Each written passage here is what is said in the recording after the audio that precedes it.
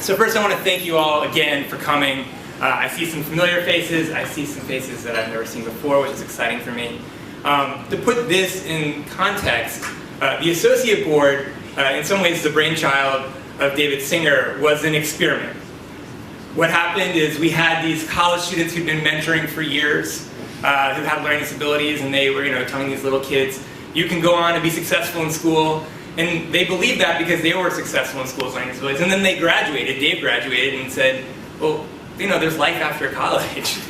And he said, yeah, that's right. And then with the joining of Bert and Steve and Alice and Lee and a couple other folks who are around here, we realized we needed to do something to help the students after they graduate. And that's what this evening is about, and that's the information that we've shared with you. Our speakers did an amazing job, I think, sharing that. So my job is to now link back the history a little bit. My therapist tells me it's good to tell really painful and revealing stories in public domains. So I'm going to start there. It reduces the shame. That's right, yeah. That's right, it reduces the shame. Yeah. By the way, Bert's also my therapist. When I was a kid, the thing I remember most about, before I was diagnosed with dyslexia, was I remember I had a little school desk I had to sit at. And when you have dyslexia and ADHD, sitting at a desk all day long is hard. Do you all remember these desks? Everyone had to sit at these desks. Sometimes they were the place where you felt the most success, and sometimes they were the place where you felt the most failure. When you're ADHD, you have to sit at a desk all day long. Your job is to sit still.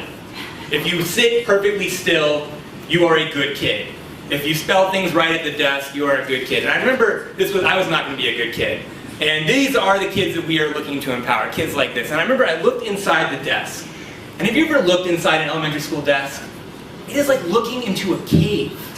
Like you've discovered like an ancient society. And in mine, there was all of these etchings. And there were etchings of these, and I was certain that this was my people. Because the only way I could focus to sit at this desk all day long was to try my best to etch my name into the desk. Because I wanted somebody to know I had been here. I had survived. And this desk in many ways represented my experience in school. I was just looking for my people, and the thing is, I could never find them. I'd look everywhere. I remember one time I was sitting outside a student-teacher conference, and as usual, the teacher was telling my mother, if Dave just tried a little harder, then he'd learn to read. Now, of course, that wasn't the problem. I had dyslexia. To this day, I'm not particularly good at reading or spelling or anything that involves, the written language, and I have Sheena here who still reads to me pretty much every day. I appreciate that, Sheena. She's a very nice reader. We get help eventually, right? Sydney, you, I'm sure, help. Well, you have dyslexia too, don't you? Yeah. You found someone else to help Bert to do the reading, but you helped in other ways. Well, I used to read comics with him. There you go, comics. I was a pretty good reader, but a very bad speller. Very bad spelling. Oh, see, we find balance. Good. So Yeah. later maybe you can read to me too. Yeah. Okay, sure. good. Good reader. Yeah. So we find ways to find our accommodations. And I remember hearing this teacher just yell at my mother, tell Dave to try harder, and I looked at the ground, and there in the dust was a little frowny face that some kid had done in the dust. And I thought, man, I bet that kid's part of my people. Like, that kid did the same cave painting. Years later, I got support. I got to Brown. I met people like Dave. I met people like Steve. I met other people who had learning disabilities, and we realized we had a responsibility so that kids don't grow up alone, so they know there's a community. I want to ask a favor of all of you. I want to ask right now to take a risk with me. Will you raise your hand if you don't have to be diagnosed, but if you believe you don't learn normally, whatever the hell that means. Raise your hand. Okay, we got a hand up. Oh, my people! My desk dwellers! My dust artists. Okay, if you know somebody that has a learning disability, and you can know yourself, raise your hand. Awesome. Awesome. Okay, this is what we are trying to do in Project I Die. We are actively creating a community that is hidden. This is a hidden minority.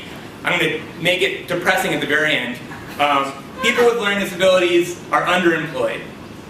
They drop out of school at 38%, which is twice the average if you don't have a learning disability. They are not considered a minority group for the most part. Besides Project I Die, there are very few programs that look to actually group these students together so they feel a sense of community, and that they can know that they can be successful. Now, I don't go out that often into the communities. I'd love to. My job is to spend time with you and ask you for money. But we, which I think we found other people help you do, so I won't push it too far now. And many of you have already been very generous. But we have other amazing folks here. We have Marcus Sutra, if you can raise your hand, Marcus. Alex Connell is around here. The two of them live on a plane. Empowering students with learning disabilities to tell their story. We have college students who tell those stories. If you are a college student who does that mentoring, raise your hand. All right, please talk to these people. Look around. These are the people who are doing this work every day. And the way I see my job, and I hope the way that you all see this community now, is to help support this work. Because they have something very cool and very special. And we can all think about it when we were in college. When you're in college, you are innately cool in the eyes of a little kid. And when you say you can be successful, it's believable. And when you get to be, my birthday is tomorrow, when you get to be 31, yeah, thank you very much. I just come in here to celebrate my aging. The story becomes us needing to support these kids. So that way, these little kids have these college mentors, and at the associate board, we're figuring out the next stage, what's going to happen in the work world. And I think we've really broken the silence tonight in making that possible. I want you to know that to be a part of Project I, it costs $250 for the year. So I was watching the donations come in. Most of you have made a significant investment, and you should know that one kid is going to get to be a part of Project I for every $250. And I think tonight we've raised, do we know the figure?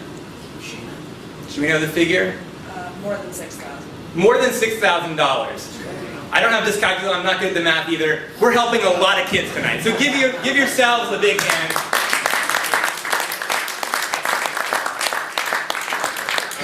Turning the mic back over to Dave to close this out. A couple of closing remarks. Okay, thank you very much for being here.